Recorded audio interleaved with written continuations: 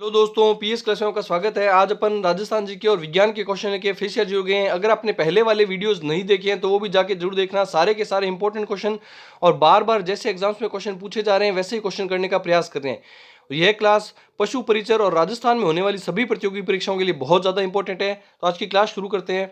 बीना देसर का किला कहाँ स्थित है? चूरू में, सिक्कर में, बीकानेर में या झुंझुनू में? तो इसका सही आंसर होगा बीना देसर का किला चूरू जिले में स्थित है। अब एक्स्ट्रा फैक्ट देखते हैं। बीना देसर के किले का निर्माण किसके द्वारा करवाया गया? ठाकुर दुले सिंह के द्वारा। ठाकुर दुले सिंह के द्वारा इसका निर्माण करवाया गया।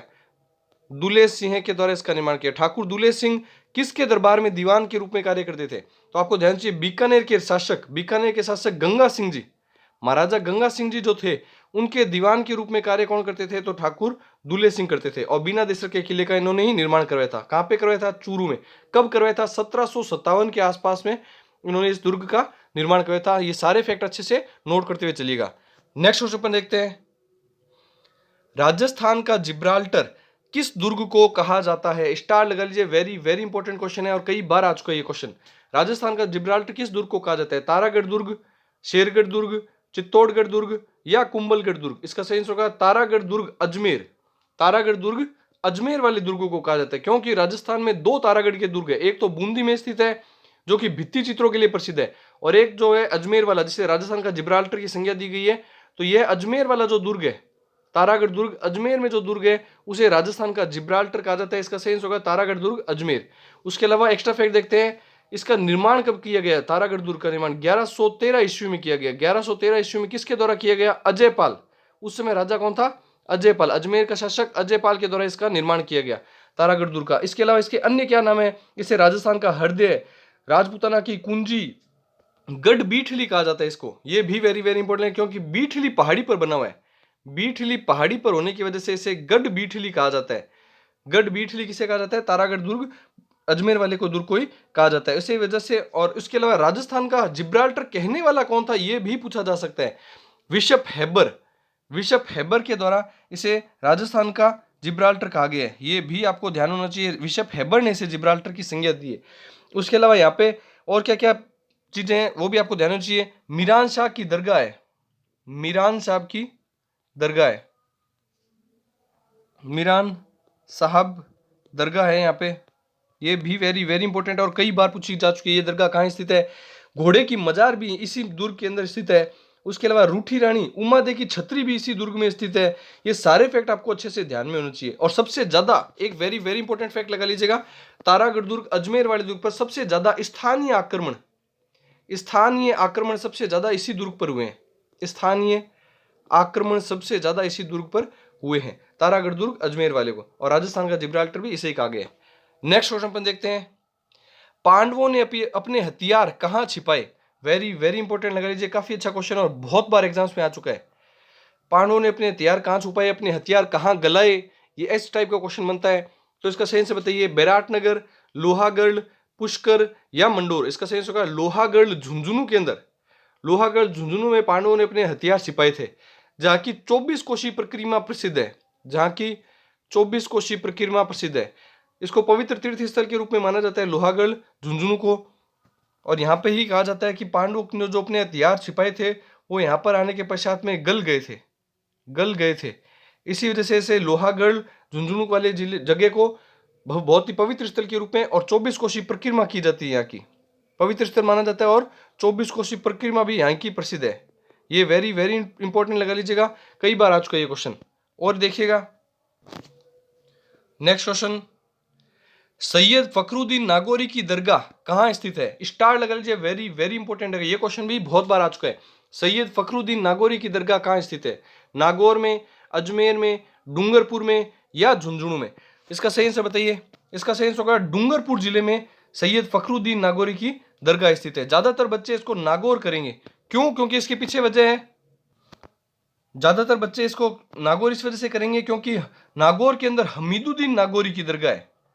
हमीदुद्दीन नागौरी की दरगाह स्थित है।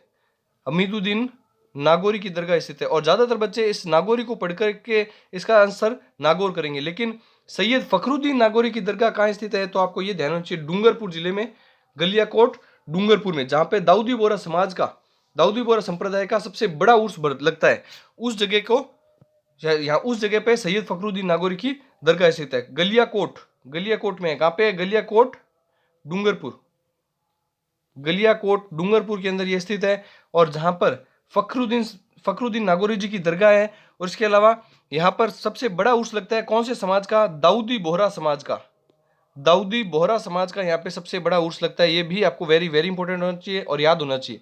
उसके अलावा हमीदुद्दीन नागौरी जो थे वो नागौर के हैं, जिन्हें राजस्थान का दूसरा ख्वाजा के नाम से भी जाना जाता है, सन्यासियों का सुल्तान भी कहा जाता है। जो नागौर वाले हैं उन्हें, हमीदुद्दीन नागौरी जी को, उन्हें सन्यासियों का सुल्तान के नाम से जाना जाता है। और सैयद फखरुद्दीन नागौरी का बता चुका हूँ, गलियाकोट डूंगरपुर में उनकी दरगाह स्थित है।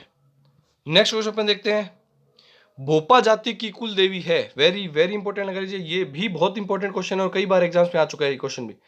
बाड़मेर, जोधपुर, उदयपुर या जैसलमेर? इसका सही आंसर होगा बाड़मेर में। बाड़मेर में भोपा जाति की कुल देवी का मंदिर स्थित है। कौन से भोपा जाति की कुल देवी? आपको जानती है वीरात्रा माता, वीरात्रा माता भोपा जाति की कुल देवी है, जिनका मंदिर कहाँ स्थित है? चौहटन बाड़मेर में, चौहटन बाड़मेर में इनका मंदिर स्थित है। वेरी वेरी इंपॉर्टेंट लगा लीजिए, चौहटन बाड़मेर में इनका मंदिर स्थित है। और चौहटन का गोंद भी प्रसिद्ध है, ये भी आपको ध्यान में होना चाहिए। चौहटन का गोंद भी प्रसिद्ध है, ये भी आपको अच्छे से ध्यान में होना चाहिए। और वीरात्रा माता भोपा जाति की कुलदेवी, जिनका मंदिर बाड़मेर में स्थित है। नेक्स्ट क्वेश्चन अपन देखते हैं। अब अपन साइंस के क्वेश्चन करेंगे, क्योंकि पशु परिचय में विज्ञान के क्वेश्चन भी देखने को मिलेंगे। तो अब क्लास में देखिए साइंस के क्वेश्चन शुरू करते हैं अपन। प्लास्टर ऑफ पेरिस प्राप्त किया जाता है जिप्सम से, चूने से, नमक से या गंधक से? तो इसका सही आंसर होगा जिप्सम से। जिप्सम से किसका निर्माण किया जाता है? Plaster of Paris. Plaster of Paris क्या होती है? पीओपी, जो घर पे पीओपी की जाती है उसी का नाम प्लास्टर ऑफ पेरिस होता है, और जो कि जिप्सम से प्राप्त किया जाता है। तो अब पीओपी का सूत्र भी आपको ध्यान में होना चाहिए प्लास्टर ऑफ पेरिस का। इसका सूत्र होगा CaSO4 dot half H2O plaster of Paris का पीओपी का सूत्र होगा। और अगर ये हाफ H2O की जगह 2H2 होगा तो वो जिप्सम का सूत्र बन जाएगा। नेक्स्ट क्वेश्चन में देखते हैं, घेंगा रोग हो जाता है। वेरी वेरी इंपॉर्टेंट लगा लीजिए, किस वजह से हो जाता है घेंगा रोग? हार्मोन की कमी से, प्रोटीन की कमी से, एंजाइम की कमी से या विटामिन की कमी से? तो इसका सही होगा हार्मोन की कमी से। घेंगा रोग क्या होता है? आयोडीन युक्त नमक अगर नहीं खाए जाने पर थायराइड ग्रंथियां फूल जाती है। और कौन से हार्मोन की कमी से? थायरोक्सिन हार्मोन की कमी से। थायरोक्सिन हार्मोन की कमी से यह रोग होता है। थायरोक्सिन हार्मोन की कमी के कारण यह घेंगा रोग होता है, जिसे गलगंठ रोग भी कहा जाता है। और यह हार्मोन की कमी से होने वाला रोग है। और आयोडीन युक्त नमक खाने से यह थायरोक्सिन हार्मोन सही रूप से कार्य कर सकता है। और थायरोक्सिन हार्मोन की कमी से कौन सा रोग हो जाता है? तो आपको ध्यान होना चाहिए, घेंगा रोग हो जाता है।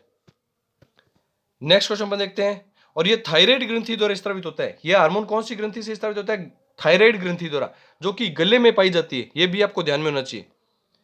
नेक्स्ट क्वेश्चन अपन देखते हैं, शाही का दाग मिटाने के लिए कौन सा अम्ल प्रयोग करते हैं? कौन सा अम्ल का प्रयोग किया जाता है? फार्मिक अम्ल, मैलिक अम्ल, एसिटिक अम्ल या ऑक्जेलिक अम्ल? इसका सही होगा ऑक्जेलिक अम्ल का प्रयोग शाही का दाग मिटाने के लिए किया जाता है। यह भी काफी अच्छा क्वेश्चन है और कई बार एग्जाम्स में आ चुका है। नेक्स्ट क्वेश्चन में देखते हैं, किस मृदा में जल धारण की क्षमता अधिक होती है? मतलब कौन सी मिट्टी के द्वारा जल की सबसे ज्यादा मात्रा ग्रहण की जा सकेगी? दोमट मिट्टी, बलुई मृदा, चिकनी मृदा या बारीक मृदा? तो इसका सही होगा चिकनी मिट्टी के द्वारा। ये आप सभी को ध्यान में होगा, चिकनी मिट्टी सबसे ज्यादा जल धारण की क्षमता रखती है। तो चिकनी मिट्टी के द्वारा सबसे ज्यादा और बलुई मृदा के द्वारा सबसे कम जल धारण किया जाएगा। ये आपको दोनों ही ध्यान होना चाहिए, चिकनी मिट्टी के सबसे ज्यादा और बलुई मृदा के द्वारा सबसे कम जल ग्रहण किया जाएगा। नेक्स्ट और आज का लास्ट क्वेश्चन देखते हैं अपन, ऊंटनी की गर्भावधि कितने दिन की होती है? पशु परिचय में इस टाइप के क्वेश्चन भी आपको साइंस में देखने को मिलेंगे। साइंस के अलावा साथ में पशुओं से संबंधित जो 45 नंबर का पार्ट आएगा उसमें आपको ऐसे क्वेश्चन जरूर देखने को मिलेंगे। तो ऊंटनी की गर्भावधि कितने दिन की होती है? 240 दिन, 500 दिन, 400 दिन या 180 दिन? तो इसका सही होगा 400 दिन। लगभग 400 दिन की ऊंटनी की गर्भावधि होती है।